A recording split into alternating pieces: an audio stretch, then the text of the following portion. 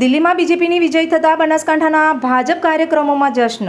દિલ્હીની વિધાનસભાની ચૂંટણીમાં ભાજપે આપની સરકારનો સફાયો કરીને ભગવો લહેરાવ્યો।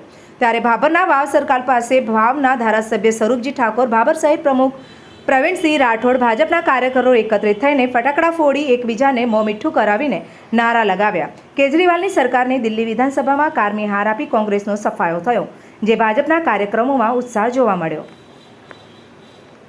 દિલ્હીની અંદર ભારતીય જનતા પાર્ટીનું કમળ ખૂબ સોળે કલાએ ખીલી અને 48 સીટો મેળવી ભવ્ય જીત મેળવવા બદલ અમે આજે ભાભર તાલુકો, ભાભર શહેર ભારતીય જનતા પાર્ટીના કાર્યકર્તાઓ પરિવાર આજે હર ઉલ્લાસ મેળવી રહ્યા છીએ અને નરેન્દ્રભાઈ મોદી સાહેબના હાથ મજબૂત કરવા માટે એક શ્વાસે એક અવાજે કમળ જીતેગા અવાજના નારા સાથે આજે વિજય દિલ્હીની અંદર ખૂબ જબરદસ્ત વિજય મેળવી અને કોંગ્રેસનો સફાયો કર્યો છે અને ભવ્ય જીત મેળવી છે। એ બદલ અમે સૌ સાથે મળી, કાર્યકર્તાઓ સાથે મળી અને આજે ભાભર તાલુકા અને શહેરે ઉજવણી કરી રહ્યા છીએ।